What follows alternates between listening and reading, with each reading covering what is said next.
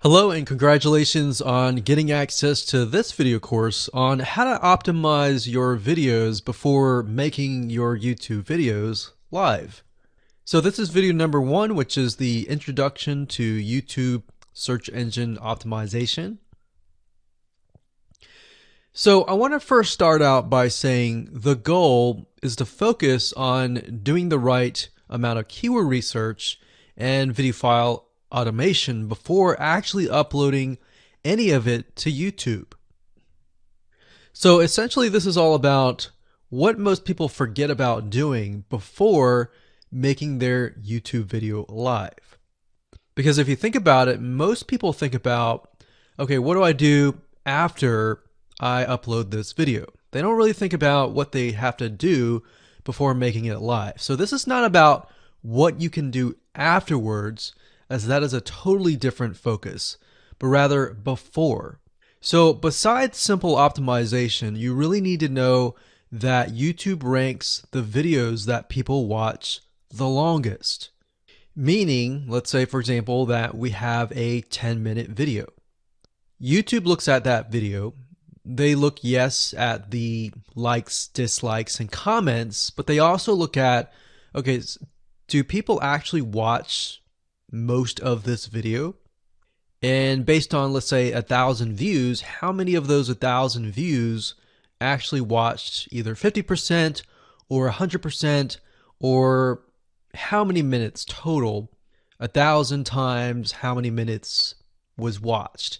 So they really look at how long people watch the videos as a whole.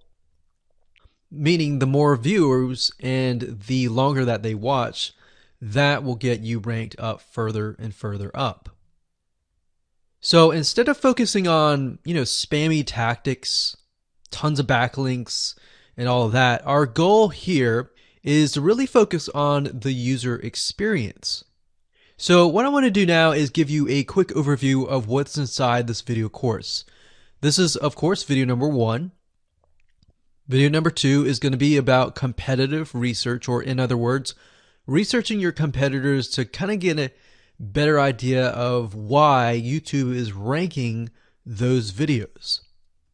Video number 3, we'll talk about highly searched keyword terms and how you can find those for your product or service or whatever you're trying to promote.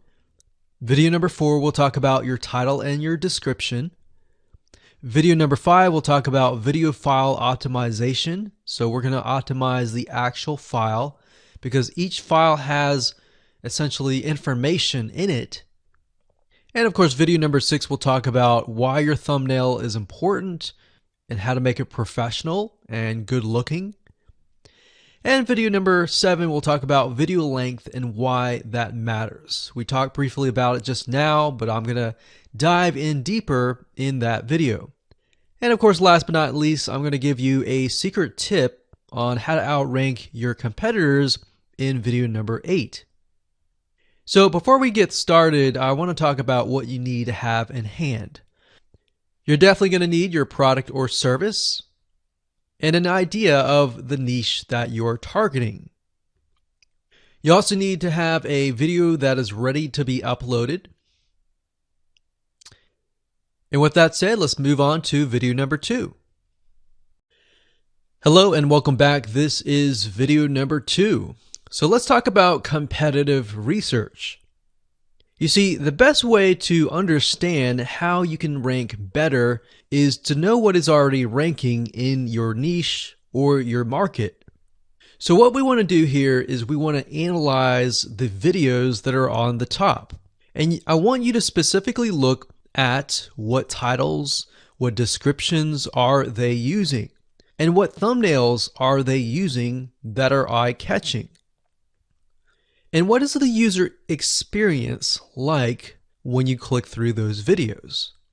So let's go ahead and do some competitive research. So for the sake of making sure that we find YouTube videos that actually relate to promoting a product, what I want to do now is just to pick a product out of the blue and let's take a look at YouTube. So one product that I've been using for a while now, which has been really awesome, is called the Instant Pot. It's basically a pressure cooker that cooks food at a really fast rate. So what we're going to do is we're going to hop on over to youtube.com and we're going to type in Instant Pot and see what we get.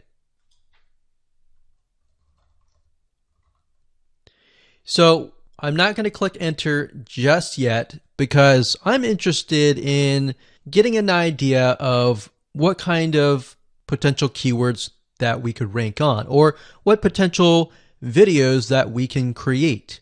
And we'll talk more about this in the next video. But for now, let's just do some basic keyword brainstorming and then, of course, do some competitive research. So Instant Pot, we got Instant Pot recipes, we got Instant Pot ribs, Instant Pot roast. So let's just click here and see what we get. Now we can see how to use Instant Pot has 316,000 views right here. Instant Pot chicken, top 6 easiest things to cook in your Instant Pot. Perfect for beginners. All right. So let's just take a look at the top 3. So let's go ahead and open those up. And let's analyze them. So the first one is this one here. And let's pause the video. We'll skip the ad. All right.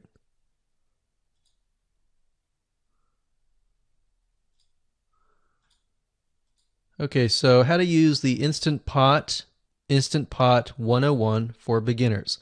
So if we think about the type of audience that the Instant Pot attracts, it attracts somebody who has a busy life, who may be a beginner at cooking and just wants a quick and easy meal done fast. So we can see that. So one thing that I like to do is I like to copy the titles to Notepad. Just kind of get an idea of what we're dealing with. So that's the title. Looks like she's promoting an Amazon affiliate link. We can see that here, Amazon.to. We've got Instant Pot hacks, Instant Pot yogurt, and all that. So what she's doing, it's very funny, but she may not realize she's doing this, but what she's using is a method called siloing. And she's basically telling YouTube, hey, not only do I have this video on Instant Pot, I've got Instant Pot hacks, yogurt, recipes, and other recipes. So let's just copy that in here. So that's video number 1. So we're going to rank it from video 1, video 2, and video 3. Let's scroll down a bit. We've got 373 comments.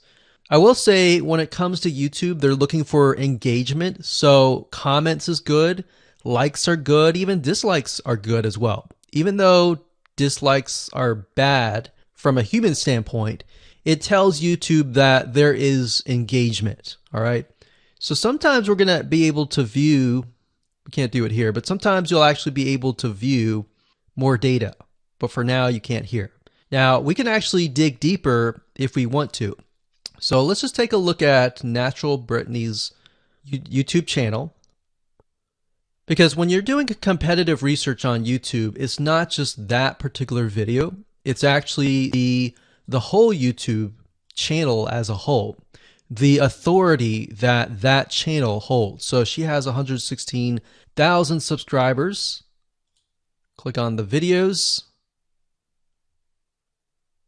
She has a good amount of videos that talk about anything, looks like from cooking, from budgeting, from grocery, a lot of very similar videos. So let's scroll down. And now let's go ahead and take a look at the second highest ranking video. So if we go back over to here, and this is the Instant Pot chicken, cook with me, meal planning, meal prepping, Sunday setup. So let's go here, take a look.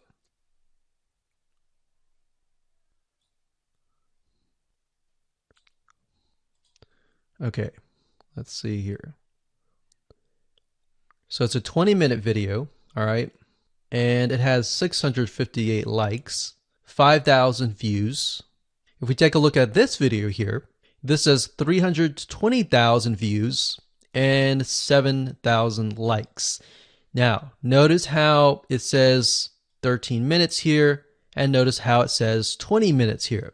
We'll go back to this later on.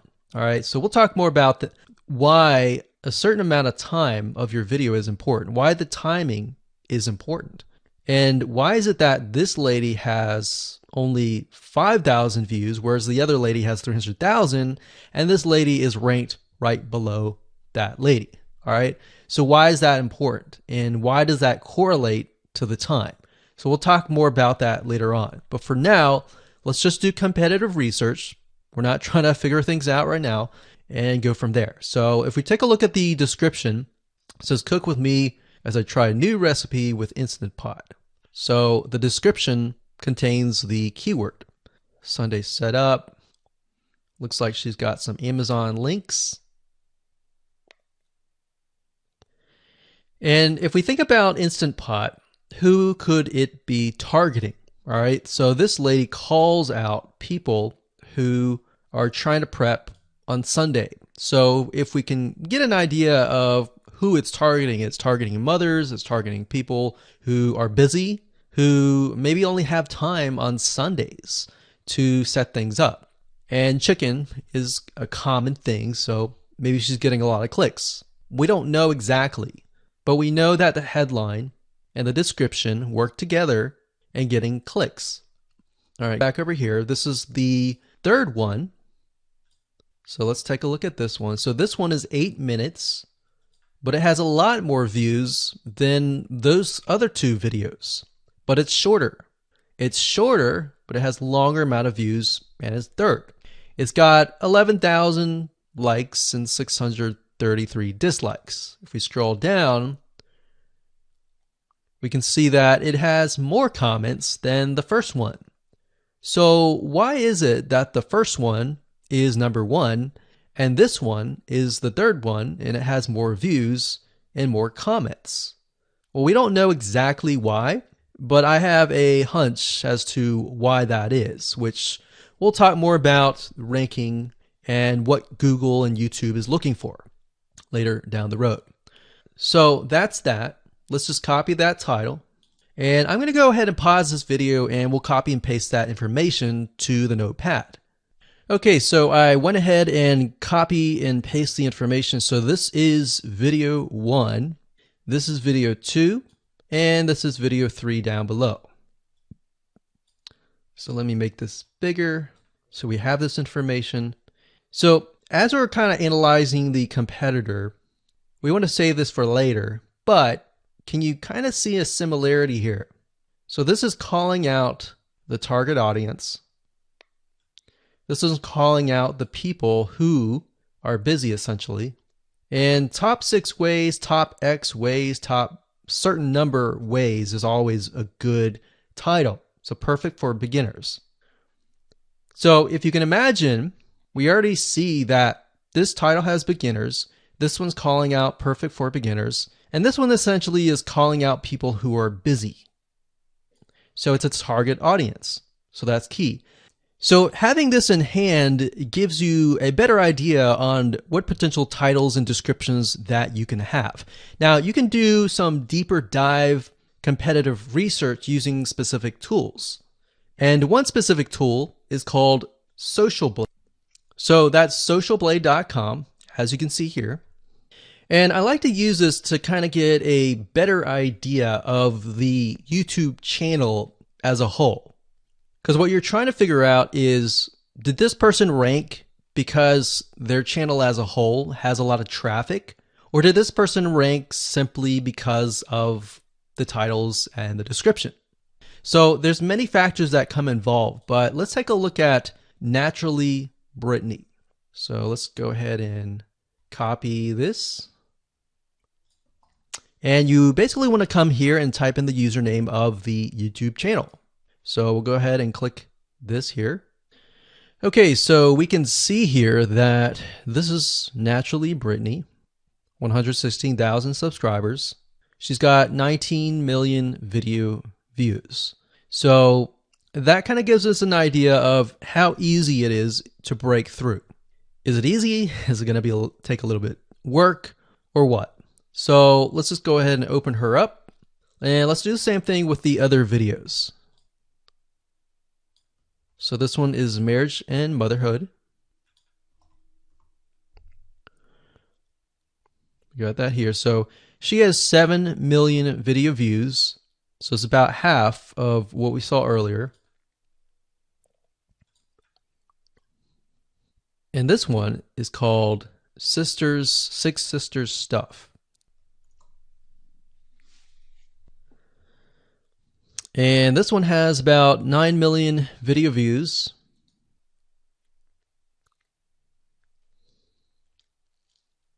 So right off the bat, we can see that if we were to rank on the keyword Instant Pot, it's going to take a lot to break through. But the way we can break through is by using essentially subcategories of that keyword. So Instant Pot recipes or Instant Pot chicken recipe, stuff like that. So we can see that each one of these has about 100 to 200,000 subscribers. So you're going to have to be competing against that. Now, obviously, if you have a good size YouTube channel, that will usually mean that you can break through fairly easily. But if you're just starting out, then breaking through on that keyword is going to be a little bit more difficult. So the next question is, what keywords should you use? And we'll discuss that in the next video. Hello and welcome to video number 3. Let's talk about highly searched keyword terms and how you can figure out what your main keyword is going to be, what your sub keywords are going to be. So one mistake that we see that many YouTubers make is simply making their own title and description. I mean, it's natural, right? But instead of deciding what you think will work, why not use what is already working and do some simple keyword research that's not going to take a lot of time, and this way you'll be able to have the right information that will help you rank on the right keywords. Now the big question is, well, how do I find these keywords? So the best way to find highly searched keyword terms is to look at the Google suggested keywords. And they are suggested for one reason, because they are used a lot. So let me show you how to find them and what they look like.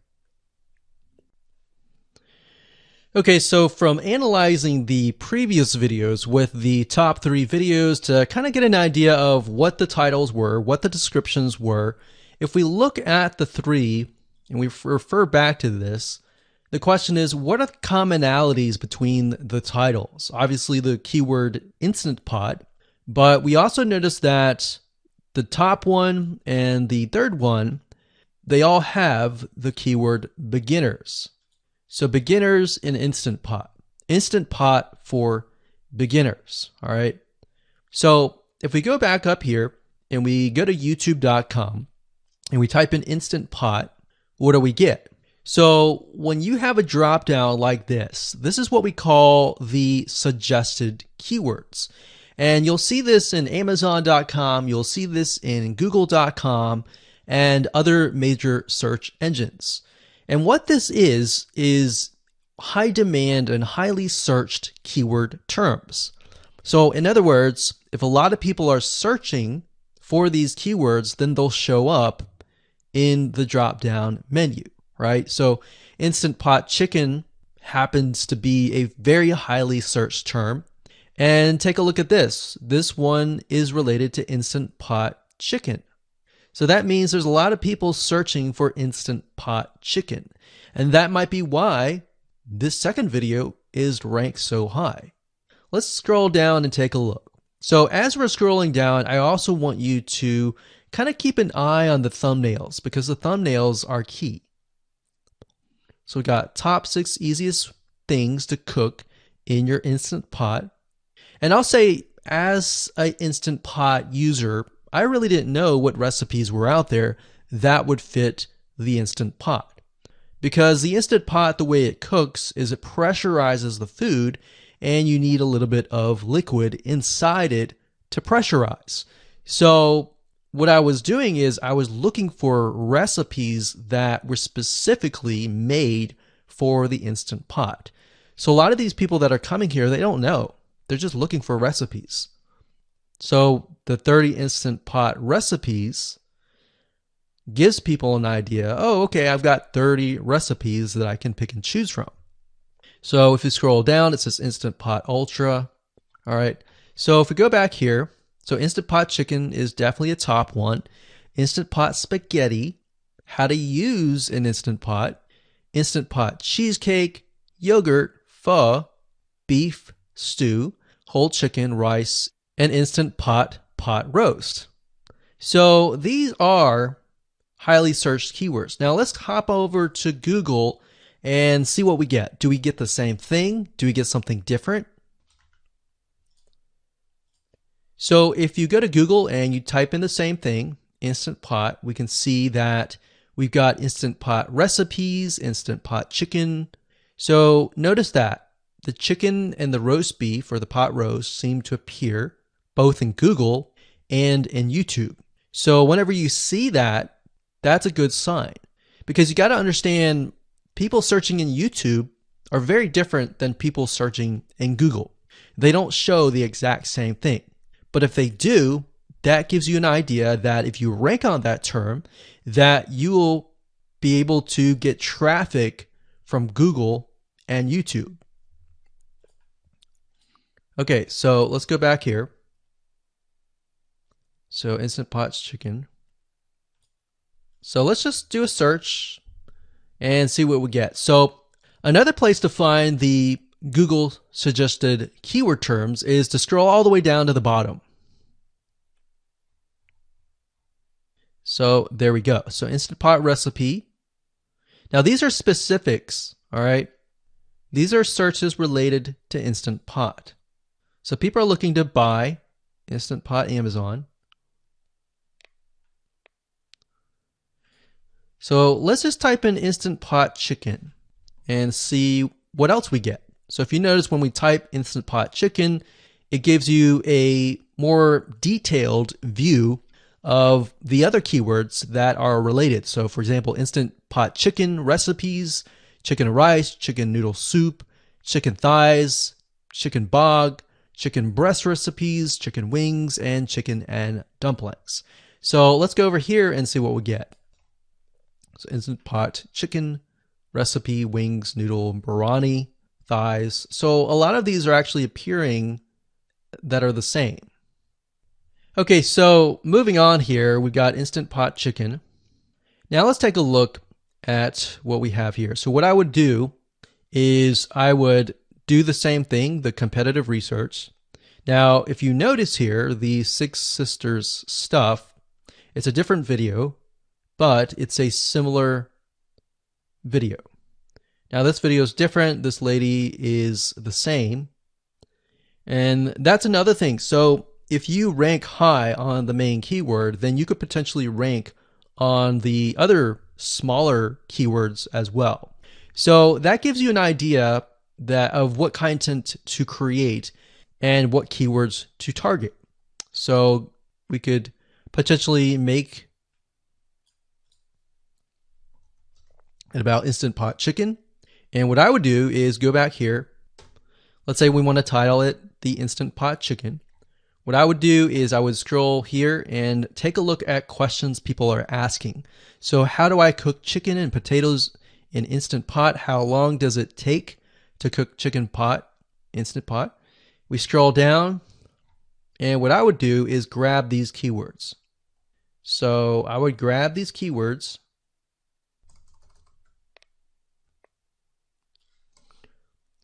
So what we want to do is we want to have a main keyword, and then we want to have sub keywords.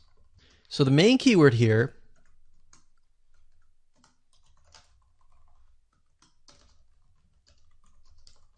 would be Instant Pot chicken.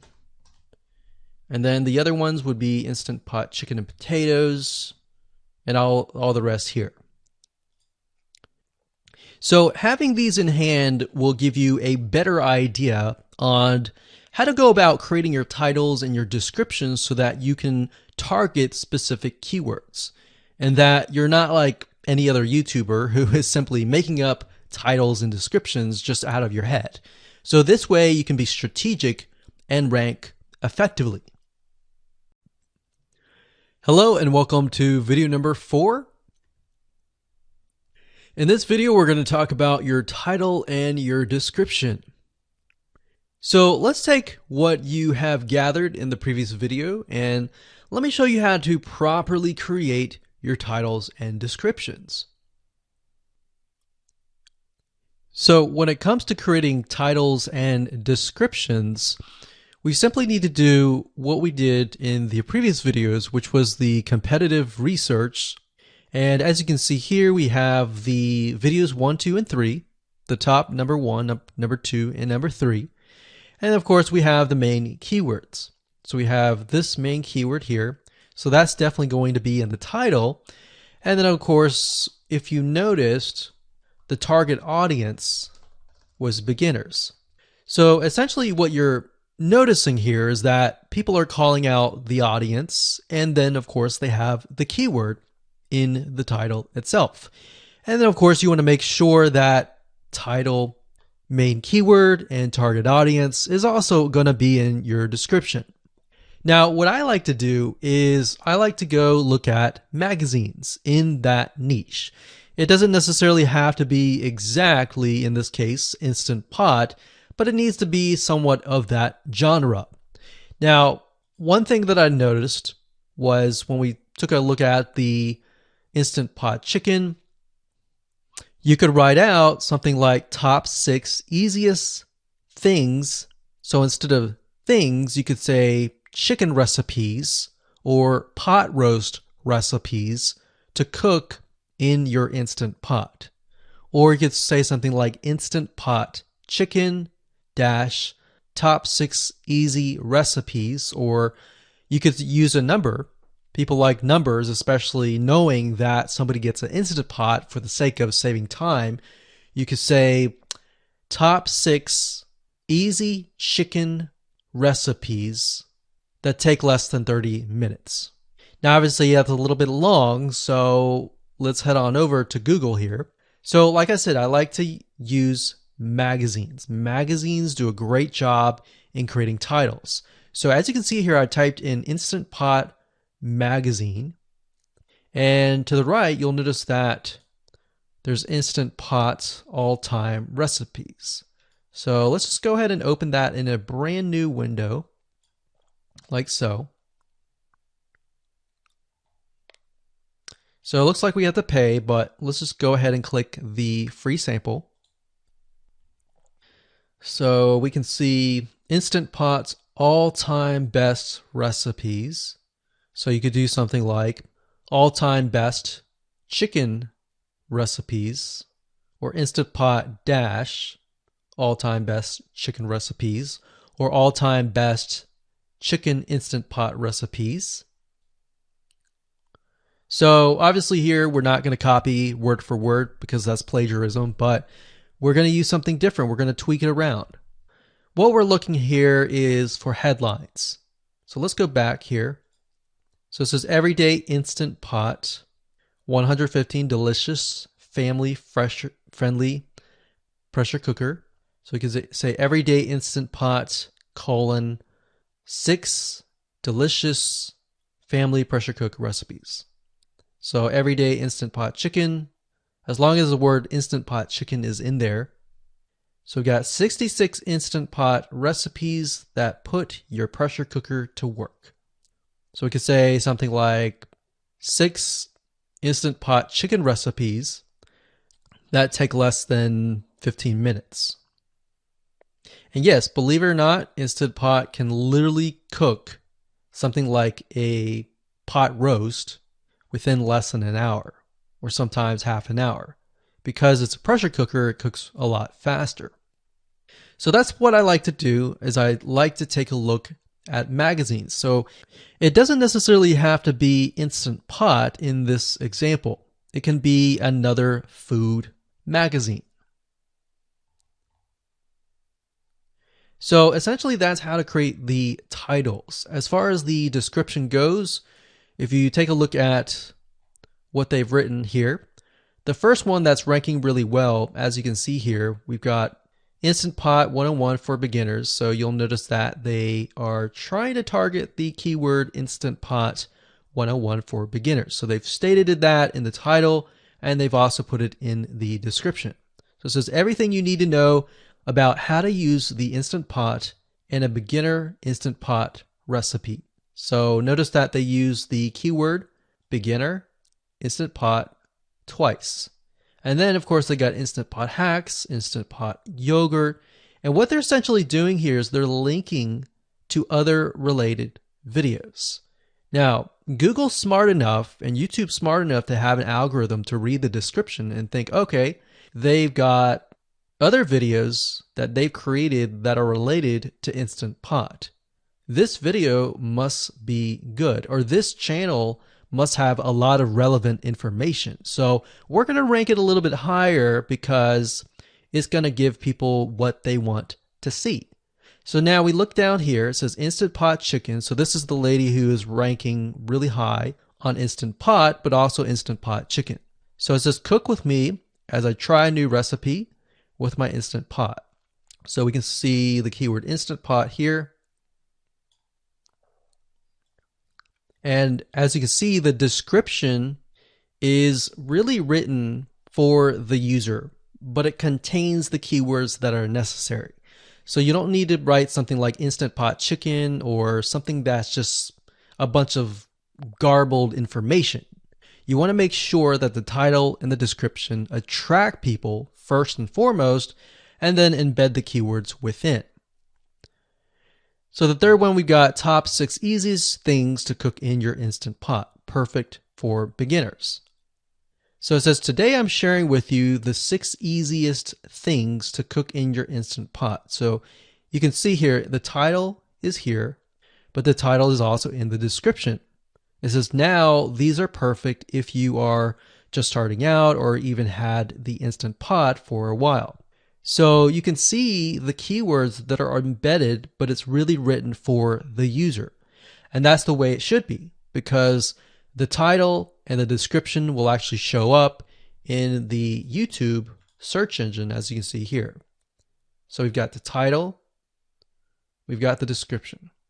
So we want to make sure that the first sentence in your description is catchy as well.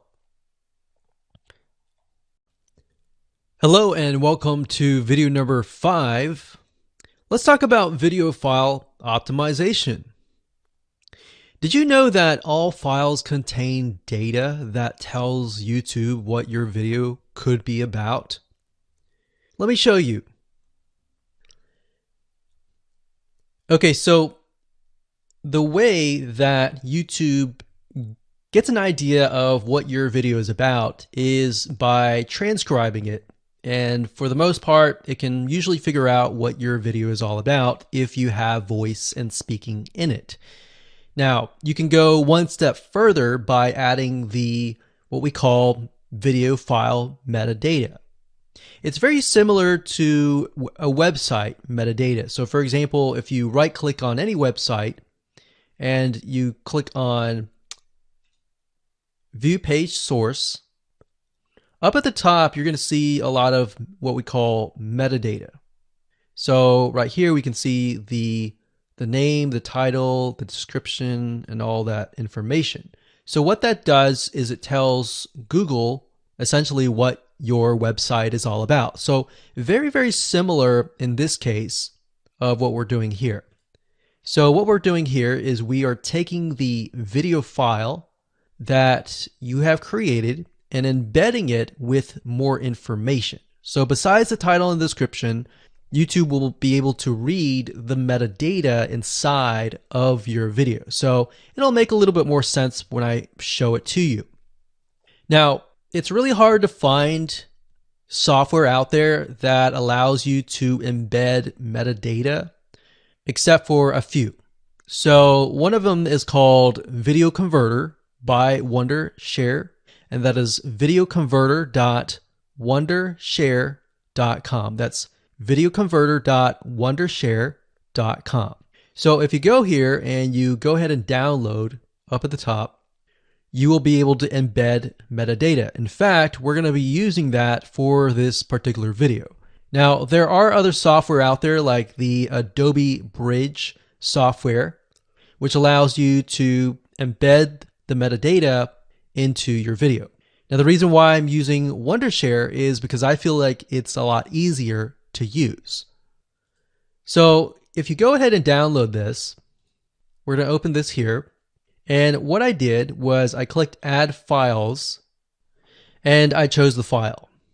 Now, there's a lot of things that you can change about the video, but what we're particularly interested in is this I icon right here. So click this I icon, or letter I here, and you're going to see that it says name, language, episode name, actors, director, screenwriter, tagline, and description, and comments. So what I recommend is you try to complete this as much as you can. So episode name, actors, so that would be whoever is in the video, the director, the screenwriter, which could be you, and then the tagline. What I would do is the tagline be your title, and then the description be your description. So whatever you're going to upload to YouTube, put this as a title and put this as a description. And then for comments, I would put something like keywords. And all you have to do is click save, convert it, and done. That's the reason why we're using Video Converter, because it's just so much easier. With Adobe Bridge, it's easy too, but there's a lot of more options and very easy to get confused. So once you're done with that, you save the video. Your video has the metadata inside of it, and all you have to do is simply upload it to YouTube, and that's it. Hello and welcome back. This is video number 6. Let's talk about your thumbnail and why that is important. You see, since our goal is to get more clicks or more views to your YouTube video, we have to rely on attracting viewers. So if you think about it, the thumbnail is the first thing people see as they are scanning to find what interests them the most. So in other words, if you think about it, if you go to youtube.com and you type in a keyword, you're going to see all the results with thumbnails, the titles, the descriptions, and all of that. So that's the first thing that they see. So let's discuss what your thumbnail should contain and what's working in your market and how to figure that out.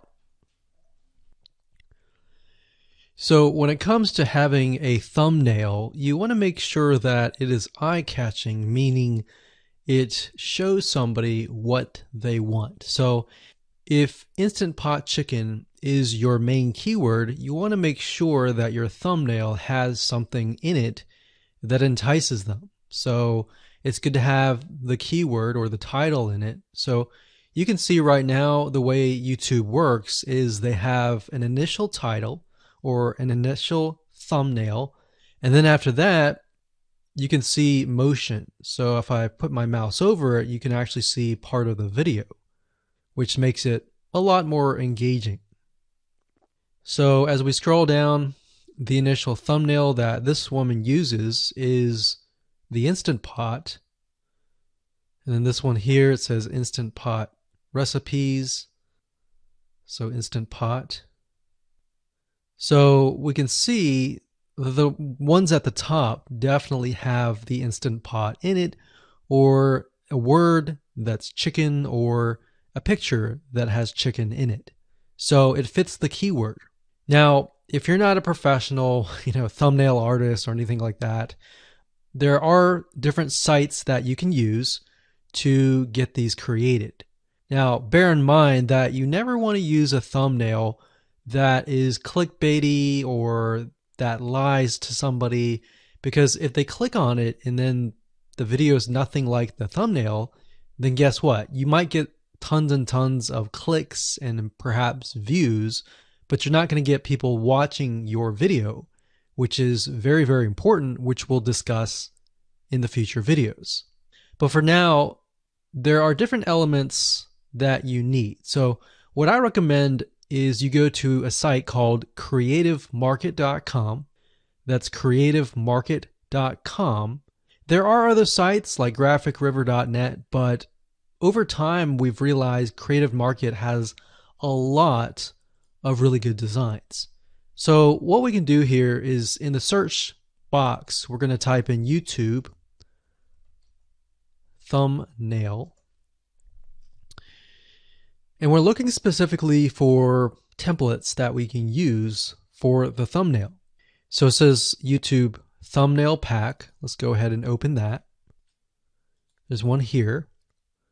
There are end cards, but that's a little bit different. That basically comes at the very end of your video. So we got urban thumbnails, different types of thumbnails. But the reason why I like Creative Market is buying templates for specifically YouTube thumbnails is going to make your life a lot more easier, especially if you can make it professional.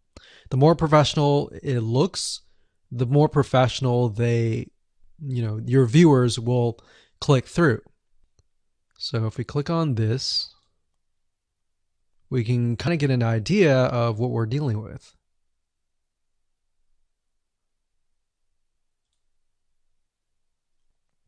And here's more thumbnails here as well.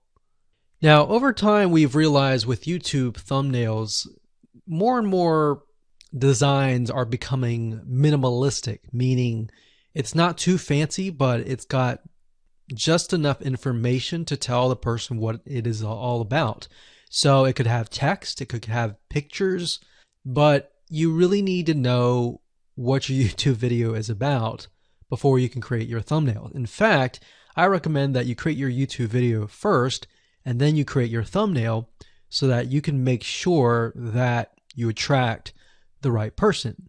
Now, what we found a little bit of a technique is to create a thumbnail that is related to essentially the end, meaning if you're creating an Instant Pot chicken recipe, you might want to show the chicken already cooked. So essentially what people get if they click through. So that way people think, oh, okay, this looks really nice. I'm going to click through. And they're more likely to actually watch all the way through to the end. And that's what we want. We want people not to just click through, but to watch all the way till the end. And that's actually going to help us with the ranking. Hello and welcome to video number 7. Let's talk about video length in more depth. So the big question is, how long should your video be? While yes, most folks have said that your video should be short due to attention span, and that's something that we've talked about in the past, and that definitely worked in the past, and that still is true that people's attention span are short. But today, in terms of YouTube, your video length should be longer, and here's why. Did you know that YouTube ranks your video based on how many minutes your viewer watches? We talked briefly about this in video number 1, but I want to talk about why that is the case. Statistically speaking, most people that we have found, based on statistics that we have seen in YouTube, most people watch about 50% of a video. Even the people that are interested in a video, they watch 50% of a video. So if that, in this case, is a 5-minute video, an average viewer is only going to watch about 2.5 minutes. Now, here's why that is important.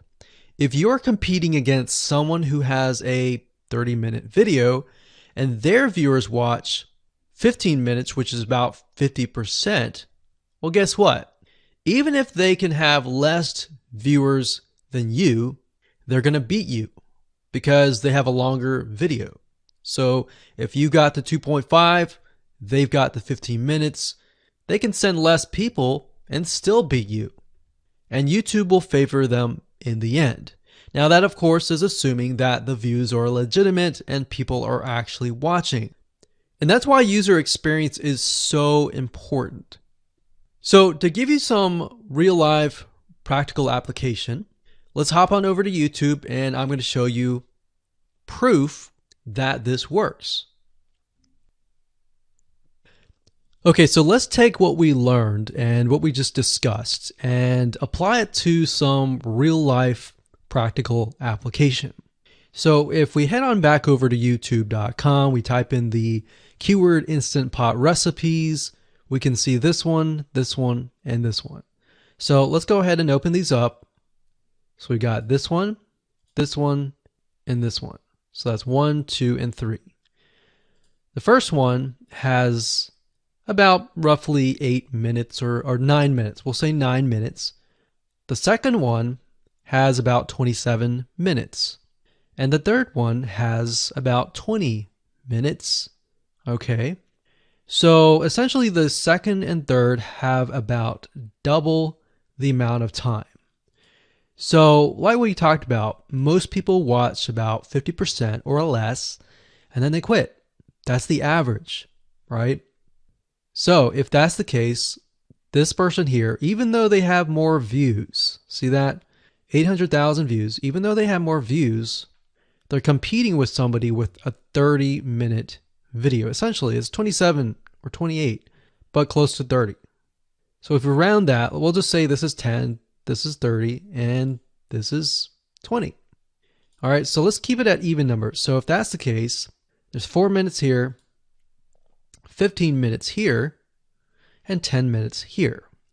So this means that the person with the less amount of minutes, they're going to need a lot more views and a lot more people watching it. So in total, if this person has, obviously this person's number one, but what I'm saying here is because YouTube looks at how many minutes are watched, if this person had 800,000 views and this person had only half of that amount, but had more than double this amount, this person right here would most likely rank higher. So see that? Only 100,000 views, 15 minutes. This one here, 20 minutes, only 6,000 views. So you might ask, well, shouldn't this be maybe number one? Not necessarily. If we really look at it, so we've got 800 times 4 minutes, and that's not going to be exact. I mean, we could even take 500. And this is definitely going to be number one. And this is definitely going to be number two based on the information.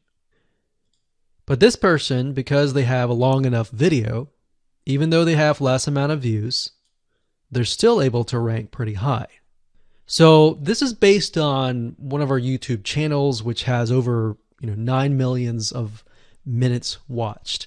And based on that, that's what we've seen. Now, there's other factors like likes, dislikes, comments, and other things like that, titles and descriptions, but that's a big, huge ranking factor because it legitimately tells Google and YouTube, hey, this YouTube video is legit. Not only people are clicking on it, they're actually viewing it. And they're viewing at least about 50% on average. So that's why the video length is important. Now, you don't want to make a long video just to make a long video. You might want to make a video that has really good content. And that's the goal. It's not based on spammy backlinks or anything like that. It's based on providing real value. Hello and welcome to video number 8. So just want to say congratulations on reaching the end of this video course. We're going to talk about a secret tip that you can use to outrank your competitors. So we briefly talked about why having a longer video was important, right? So one secret tip that we can give you is that what we have found that works is the following.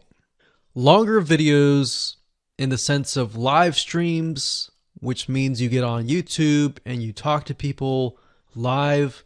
You have webinar replays and videos where people expect them to be longer. So in other words, people are expecting these to be longer. If you make a normal video that people expect to be 5 minutes and you make it an hour, then you're not really going to hit that 50%. But when you have a live stream or a webinar replay, usually people typically expect it to be at least 1 hour. So because people expect it to be 1 hour or longer, they expect to take time out of their busy schedule to actually watch your longer video.